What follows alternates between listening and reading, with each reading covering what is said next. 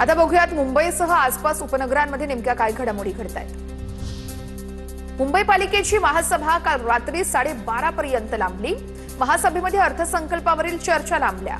दुपारी 2:30 वाजता सुरू झालेली महासभा रात्री 12:30 वाजेपर्यंत लांबली। मुंबईमध्ये पावसाळ्याआधी खड्डे भरण्यासाठी 92 कोटींचा खर्च केला जाणार। 7 झोनमधील या कामासाठी महापालिका आणखी निविदा काढण्याच्या तयारीत आहे। रस्त्यांवरील खड्ड्यांसंदर्भात मार्च महिन्यात 392 तक्रारी दाखल झालेल्या आहेत। पेंग्विन पाहण्यासाठी पर्यटकांची गर्दी वाढल्यानं राणीच्या बागेच्या उत्पन्नात मोठी भर पडली आहे। जानेवारीमध्ये तब्बल 2.90 लाख पर्यटकांनी इथं भेट दिली आहे। एका महिन्यात 1.13 कोटी रुपयांची विक्रमी कमाई झालेली आहे। उद्या मुंबईतील तिन्ही प्रमुख मार्गांवरती देखभाल दुरुस्तीसाठी मेगा ब्लॉक घेतला जाणार आहे। पश्चिम रेल्वेवरती मेट्रोच्या कामासाठी तर मध्य रेल्वेवर कल्याण कसारा दरम्यान विशेष ब्लॉक कामांमुळे ब्लॉक घेतला जाईल। तर हार्बर रेल्वेवरती सीएसएमटी ते सुनाभट्टी दरम्यान ब्लॉक असणार आहे। मंगळवारी म्हणजेच 28 एप्रिलला कल्याण डोंबिवलीचा पाणीपुरवठा 12 तास बंद असेल। 12वे मोहिली, नेतिवली आणि टिटवाळ्यातील जलशुद्धीकरण केंद्रातील तांत्रिक कामांमुळे पाणीपुरवठा बंद असेल। नवी मुंबई पालिकेचे 13 अधिकारी आता चौकशीच्या फेऱ्यात सापडले आहेत। उपायुक्त कैलास गायकवाड यांच्या लाच प्रकरणी कारवाई करण्यात येते। अतिक्रमण विभागासह विविध विभागातील 13 अधिकाऱ्यांची चौकशी होणार आहे। या संदर्भात पालिका आयुक्त कैलास शिंदे यांना पत्रही देण्यात आलेलं आहे। बाबा सिद्दीकी हत्या प्रकरणातील आरोपीचा जामीन फेटाळला। आरोपी अखिलेंद्र सुरेश सिंग याचा जामीन मुंबई उच्च न्यायालयानं फेटाळलेला आहे। अखिलेंद्रवरती मुख्य आरोपीला आश्रय दिल्याचा आरोप आहे। ठाण्यातून अल्पवयीन मुली बेपत्ता होण्याच्या प्रकरणात वाढ झाली आहे। 3 महिन्यामध्ये दिवा मुंब्रा या संपूर्ण परिसरातून 5 अल्पवयीन मुली बेपत्ता झाल्यात। मुंब्रा पोलीस ठाण्यामध्ये अपहरणाचे गुन्हे दाखल झाले आहेत। बेपत्ता मुलींचा शोध घेण्यासाठी विशेष पथकाची नियुक्ती करण्यात आली आहे। एकदा पाहणार आहोत न्यूज टॉप 9। आता जाऊयात पुणे जिल्ह्यामध्ये, तिथे काय घडतंय बघूया।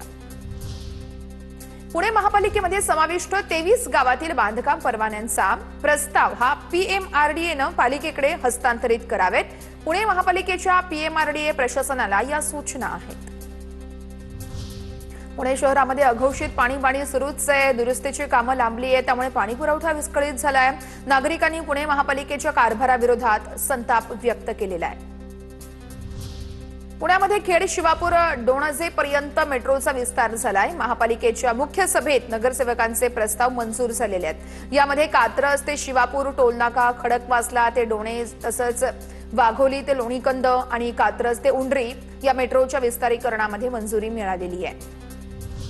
पुण्यामध्ये कडाक्याच्या उन्हाच्या चटक्यासोबतच आता पावसाचंही आगमन झालंय। शुक्रवारी पारा 40 अंशांवर गेल्यानंतर आज शहरामध्ये मेघगर्जनेसह पावसाची शक्यता आहे।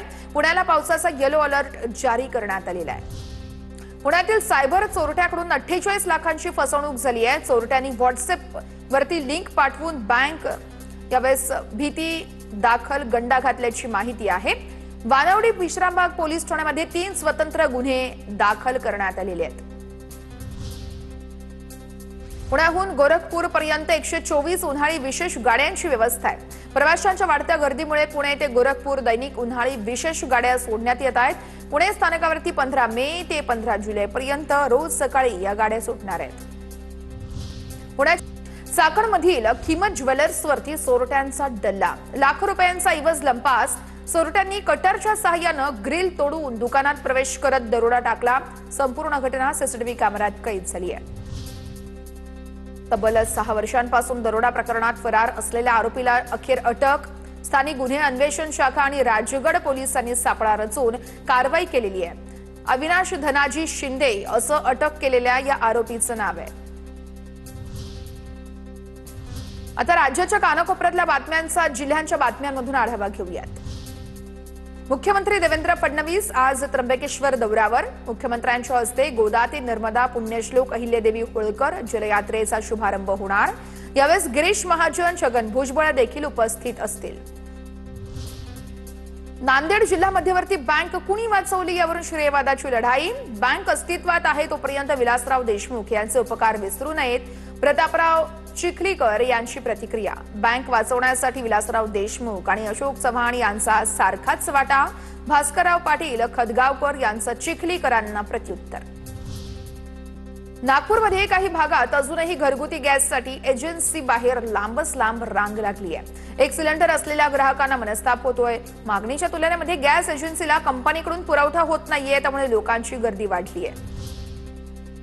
नाशिक महानगरपालिकेकडून एस्रो दरबारी उपक्रमाचं आयोजन करण्यात आलंय। इयत्ता 7वी ते 9वीचे 26 निवडक विद्यार्थी अभ्यास सहलीसाठी विमानानं बंगळुरूला रवाना झाल्यात। विद्यार्थ्यांना अंतराळ विज्ञानाची गोडी लागावी यासाठी उपक्रम राबवला जातोय।